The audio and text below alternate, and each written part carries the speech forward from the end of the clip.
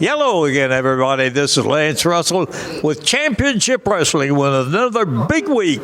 Join us right now.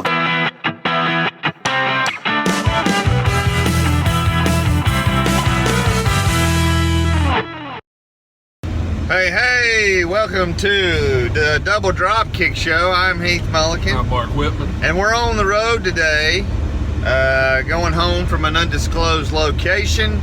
Wanting to talk to you today, Mark, about the events of Summerslam. But before we do, I have to say that given that he didn't even tell you where we ate lunch at, that says a lot about where we ate lunch at.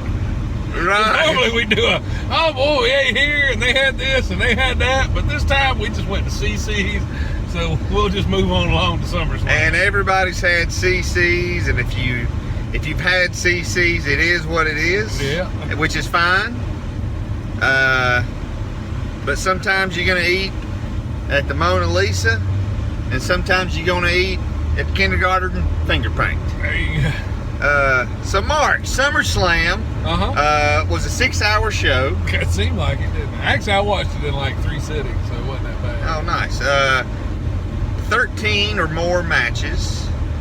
I want to ask, I have not been able to watch the show in its entirety yet. I had some streaming issues, as did a lot of other people, for $9.99 a month. So I want to ask you, Mark, what's some things that stick out to you? Well, obviously, first the AJ Styles John Cena match. Just incredible match. Right. I mean, it told a great story. The subtle, the never give up thing, and the fact that Cena just couldn't put him down, like, because AJ wouldn't give up. Yeah. And then finally,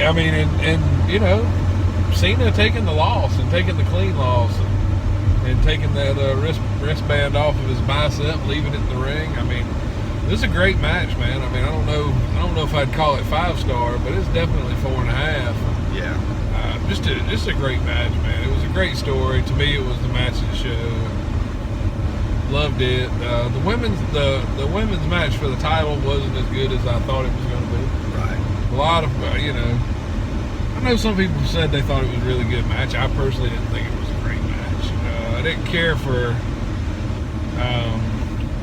the Jon Stewart stuff. I thought was stupid, and the reason I thought it was stupid was because Big E had apparently been there the whole time with his music keyed up and his ring gear on, but he didn't come out there, and I just don't like that. I don't like the guy who comes out in his ring gear with his music playing. It removes the sense of urgency to me. If somebody's going to do a run-in, just run in. Like, I don't know. I don't get that. I don't understand that kind of run-in stuff. And to me, Jon Stewart's not relevant anymore. No, he quit being relevant a while back. Right. He's so irrelevant that his show is canceled now. Right. After he left, it went down. What were your thoughts when you were watching Seth Rollins and Finn Balor? When I was watching that match, I saw that when the injury happened. Yeah. You saw it happen. Right. And so let me ask you this, okay? And we got a lot of things to talk about, but let me ask you, the talk this week among wrestling fans and even some veterans is to ban this running power bomb. Yes, sir. What are your personal thoughts on that? Yeah, I think they should stop using it. I mean, you cost one guy his career, and it costs another guy having to go and get surgery. Right. And I don't think that it's the Seth Rollins being reckless. I mean, he hit John Cena in the knee, or in the face with a knee, but that was just a miscalculation. I mean, that stuff happens. That kind of stuff happens. I mean, it was unfortunate it hit him in the nose. An inch either other way, it wouldn't have been a big deal. It'd just been a stiff shot. I mean, and that was a 1 in a million shot. Right. And it was bad timing. A move like that, it requires 2 people. Correct. Somebody's got to take that bump, as well as the guy throwing the knee. The other guy's got to bump right so that it doesn't do that damage. So it was just that was just bad timing. Yeah. Well, if you'd stay off of those things. I know. Sorry. But But yes, that what the buckle bomb or the running power bomb. I mean, Plum. I can't remember her name. Her name was Plum Mariko or something like that. She was a Japanese female wrestler. She died in the ring. Wow. From taking a running Liger bomb. Just that falling, that momentum. Yeah. It doesn't work. I mean, it's good. You've already had 2 major injuries off of the same move. Yeah. So maybe it's time we don't use that move anymore. Okay. It's not a deal like with the Styles Clash where there's a proper way to take the bump. Yes. And if you take it that way, there's no problem. But if you try to fight nature and tuck your chin, then you're going to get hurt. It's not that. This is just a bad move. It's a bad. You're in no control of your body. Right. Somebody's giving you their body to fling it across the ring. Yeah. One guy's career is over now, and another one's on the shelf. I think it's time to. Yeah. I think it's time to just not use that move anymore. I don't think it's that Seth Rollins is extremely reckless. Right. I mean, but I will say that Brock Lesnar one time opens a guy up in an agreed upon spot, and everybody calls for his head. Seth Rollins has injured 3 people and himself in the past year. Yeah. 3 of the last 5 people he's been in programs with wind up hurt. Right. 2 of them one of them wind up having to retire. One of them's out on the shelf, and he hurt himself. Yeah. But nobody's calling for his head like they're calling for Lesnar's head. So let's talk about the Lesnar match, which this is why Brock Lesnar is money. Yeah. Because after his matches, people are talking. One of the plethora of things I don't like about wrestling fans is, on the one hand, I wish WWE wasn't PG. Wish they'd have more blood. Right. Brock Lesnar busts a guy open on purpose. Well, he shouldn't have done that. It's too much blood. He's bleeding everywhere. I'm like, I heard a girl wrestling fan, and I'm not talking about the female fan who loved the sport. I'm talking about I heard a girl who's a wrestling fan. Yeah. That said she didn't like it because it made her uncomfortable. And, that's great. That's money. That's what you're supposed to feel. You should feel uncomfortable. Yes. About a guy like Brock Lesnar. That's exactly what it like when he took his gloves off and he gets there. I mean, you suspend your disbelief when that man is in the ring. Here's another thing I found out. Chris Jericho's a bigger mark than I am. Right. Because I knew exactly what was happening. Yeah. And apparently Chris Jericho didn't. I'm going to tell you. But here's my issue. Yeah. Wrestling is supposedly like you're hurting each other without hurting each other. Bret Hart said it best in his book. You're supposed to look like you're hurting each other, but not hurt each other. If you're hurting somebody for real, to drive it home, who's the real mark? Right. So here's I have advocated, as you know, for a while, that they needed to interject an MMA style finish into one of their big matches. I've always thought, I still think, especially now that they're doing 17 pay-per-views a year, that the 30-second knockout victory is a way to go in a major match for one show to test it. Of course, this tested the waters and people didn't embrace it that much. But so maybe it's not a good thing. I don't know. But I've always been an advocate for having like a fight being stopped for something like that. Yeah. Because it's a different finish. It's not the same. You know, it could have beat him with a distraction roll-up, and I guess all the smart marks who ain't near as smart as they think they are because they thought Brock Lesnar went off the script, right, so to speak. Still, all the time I've ever been around a wrestling company, I ain't seen a script yet. But that's beside the point. You know, you go back to Starrcade 84 with the $1 million match. That's interesting, because I was thinking about that too. And same thing. The match was stopped. TKO. It was stopped because of blood loss. And because I saw a lot of people posted like, well, wrestling doesn't do those. I'm like, I beg to differ. Thanksgiving night 1984, boom, in the main event of a year-long program. But as good as I thought it was, I don't like sports entertainment. I like my wrestling to be less entertainment and more violent. Right. That's me. Yeah. And I understand everybody doesn't agree. I prefer it when it's a bit more violent. Right. Than it normally is. My thing though is, like, if you want blood, there's a way to get blood. Yeah. That's nowhere near as dangerous as what they did.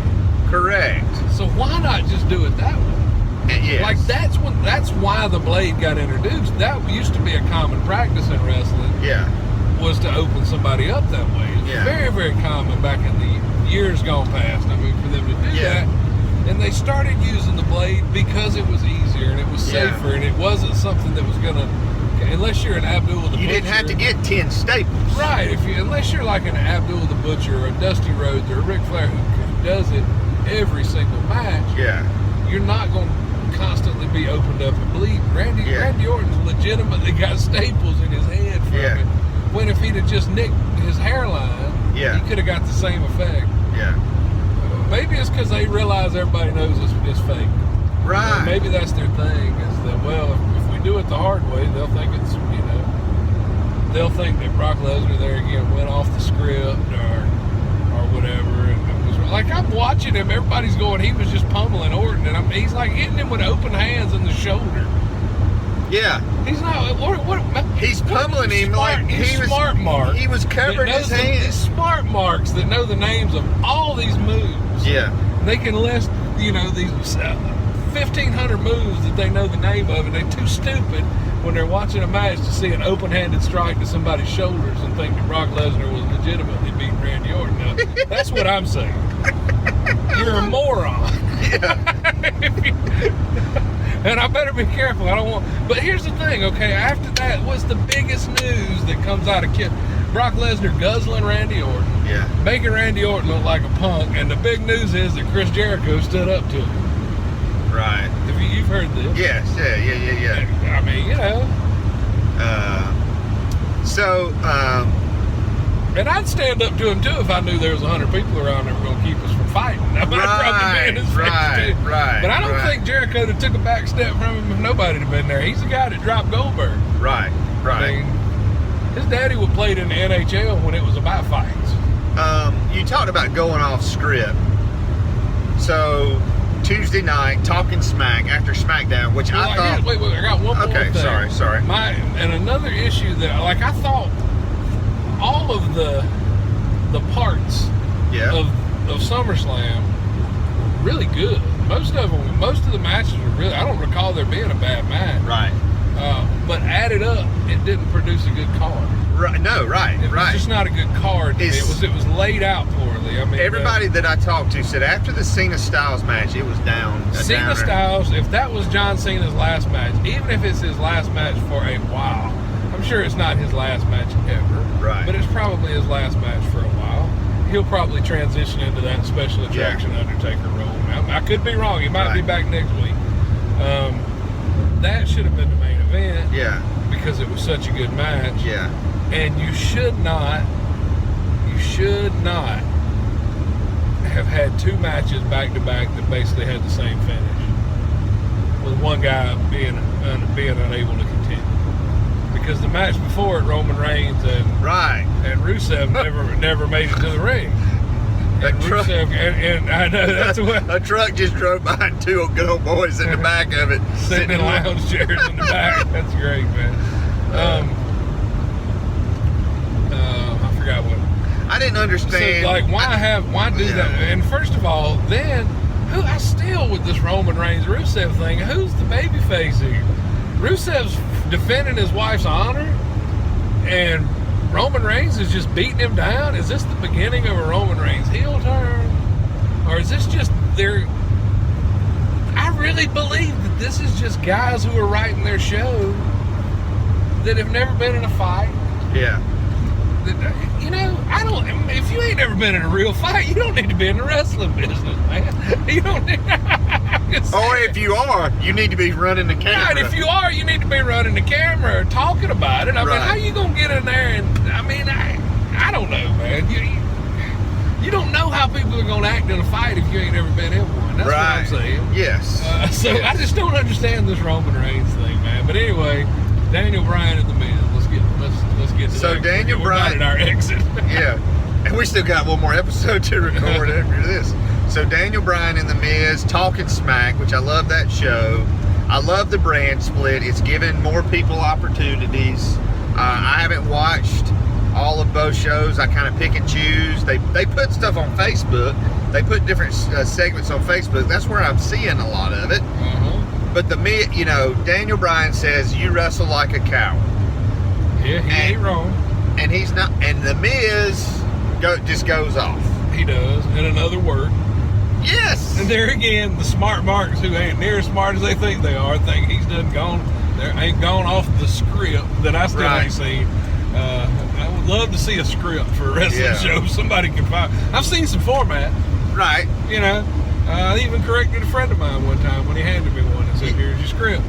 But that's right. but yeah, first of all, it was a work. It wasn't a shoot. If it was it would not have been done in front of us on the camera. Right. Those guys are professional. Here's the thing, okay? Just because what someone says is factually correct, does not make it a shoot. And just because Daniel Bryan has been critical of The Miz in the past, just because what he says is what he believes, does not make it a shoot. Correct. Thank you, Mark. It's a work. If it's on TV, it's most of the time. Now you gonna say somebody's gonna say, "What about this Andre the Giant and Akira Maeda match? That wasn't no work." And I get it. I'm not saying there ain't some shoots that have happened. Right. What I'm saying is that wasn't one of them. Right. And as I told you last night, and Jonathan Donahue, why do I keep calling him Jonathan? Justin Donahue. I think I'm just doing it to mess with him at this point. Yeah. As I told Donahue last night, we were tweeting about this. He said he's been working that way for 10 years and he's never been hurt. And I say he's drawn about 10 dimes in those 10 years. Right. With that style. Right. Well, he's making money. I mean, and good for him. But I don't know. I'm not saying there ain't nobody out there that ain't never bought a pay-per-view because The Miz was in. But I do know one person that went and saw a card that he was in the main event of and said, "I can't believe the one time I get to go to WrestleMania, The Miz is in the main event." Right. Now. But I did tweet him because I like to say things to people. I don't say things that I wouldn't say to him. I was a keyboard warrior. Yeah. And I tweeted out and I thanked them for, because now that the women's matches are so good, I don't go to the bathroom during them. But now, thanks to The Miz, I have, as long as he's on the card, I know that I can get up and pee at least once. So Donahue asked me, did it change my opinion of The Miz? No, it did not. Did I think it was? Did I think it was a good promo? Yes, it was. Yes. I mean, I'm always willing to say something's good when it's good. Yes. It was passionate. It felt real. Yes. It made people believe, and it got people talking. But his ring style ain't no different. It's not going to change, and I'm still not going to be a fan of his. And I mean, here's another problem I have with it: is Daniel Bryan coming back? Who knows? Is he coming back to wrestle? If he's coming back to wrestle, hey, that's a great way.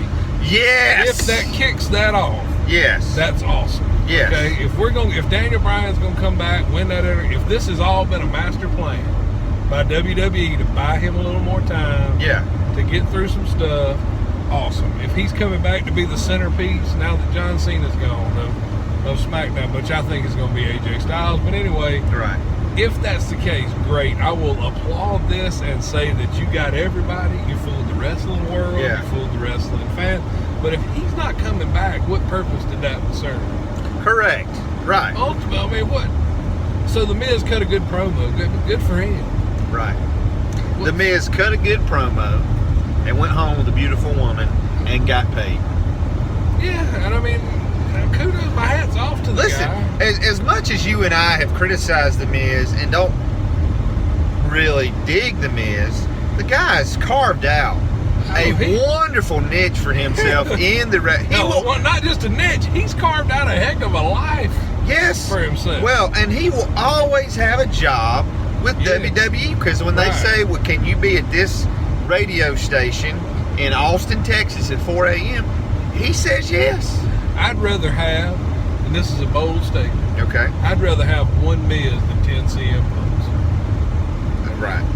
Because whether I like him or whether I don't, he shows up, does what he's asked to do, whether it's being in a ridiculous tag team or doing whatever they ask him to do. And he always, and I don't disagree with Brian that he works like a coward. I think he does too. I remember the match when the guy dove over the top rope and he moved out of the way. Because he didn't want to catch the dive. It's on YouTube. Check it out. It was, I think, R-Truth or Kofi Kid was somebody. I can't think it was R-Truth. But yeah, and he like not only did he move, he kind of deflected him so he wouldn't hit him. Oh wow. So he does work like a coward. Brian's not wrong. But I'd take one Miz over 10 CM Punks all day long. Yeah. So I didn't have to deal with somebody who was miserable and didn't want to be there. And if he did show up, do what we were paying him to do, he might be a jerk and he might not. Yeah. Why would I want to deal with that when I can have a guy like the Miz? Yeah. So even though I don't like him, even though I don't care for his work, I respect the heck out of him. So think about this, okay? And I mean no disrespect by this. You think about the CM Punk story and whatever, the dues he paid and the gyms he worked in and driving 5 hours and getting paid $20. You mean like every other guy that's in the wrestling business? Except for The Miz. But The Miz worked the indies, man. Did he? Yeah. Okay. I mean, he worked, and you're right, okay, I don't think he was... But he got a break. He did get a break, and he had been on a TV show, and people knew who he was. And I think that's always been people's problem with him. There's not that... You didn't pay your dues. Right, and first of all, if you've never paid your dues, you can't criticize somebody else for not paying theirs. Like, you as a wrestling fan don't have a right to say anybody didn't pay their dues. Correct. That's my opinion. Yeah. Who the hell are you to say he didn't, when you haven't paid your dues with anything? Yeah. As far as wrestling goes, that you can say that about him. Now, the guys that are in the business absolutely can say that all day long. But we as fans don't get to say The Miz didn't pay his dues. I agree with that. So, you know what, fans? You know what you need to do. We got a new thing, okay? And we've been talking about it, and it's official now. If you will go to patreon.com, it's patreon.com/doubledropkick, you can do a couple of things. You can support our show financially, help offset some of the cost. There ain't gonna be no more free answering of questions, is what Heath is fixing to tell all y'all. But there's a couple of you that are gonna be grandfathered in. Just right. Jonathan, you're okay. I'm gonna go ahead, grandfather you in. You've been with us since our episode 1. Yeah. But then again, maybe you'll say to yourself, that he has answered a lot of my questions over the past couple of years. Maybe $1 a month is not too much to ask. So here's what we're asking, okay? For $1 a month, that's right, for $12 a year, we're going to... You can pay it all at once or it comes out? I don't know how... I don't have any idea. I don't have any idea. This is new to us. Right. But that's our first goal is $12 a month. Or $12.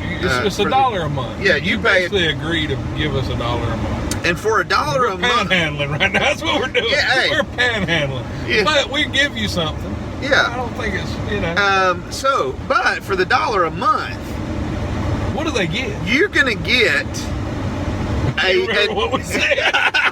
You're gonna get. You're trying to remember. You're gonna get an episode, a private episode that is only for patrons. Right. So it's an episode that's not released publicly. It'll never go on iTunes.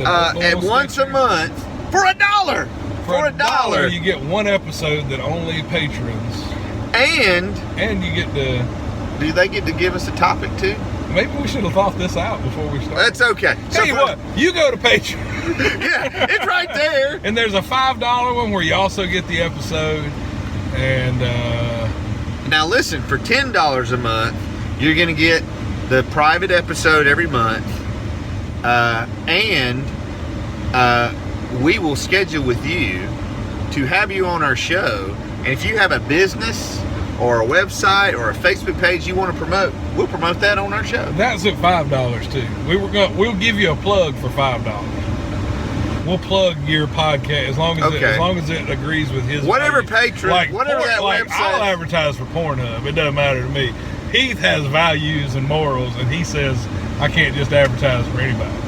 It doesn't matter. It must agree with the values and standards of the Double Dropkick. Of him, not of me. of the Wesleyan Church. Yes.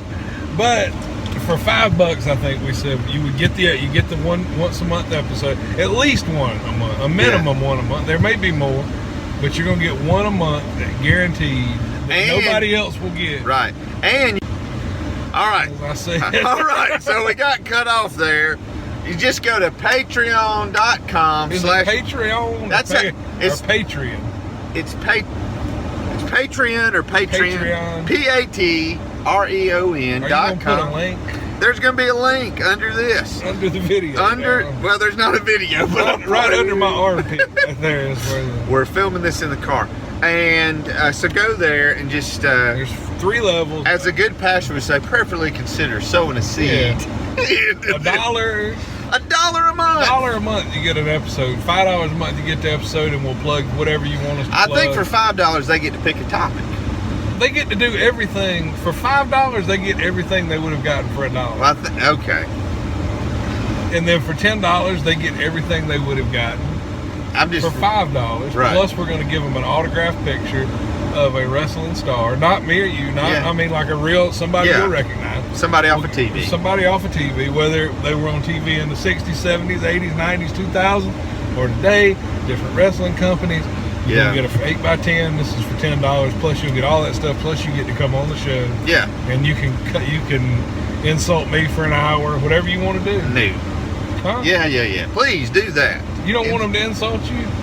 I don't want them to insult me. I want them to insult you. Oh, well, that's fine. I mean, as long as they understand, if you come on and insult me, I'm going to insult you. That's right. It's a two-way street. Yeah, but that's right. come on, and if like you want to talk about, Portland Championship Wrestling, that's what we'll talk about. Yeah. It's your choice.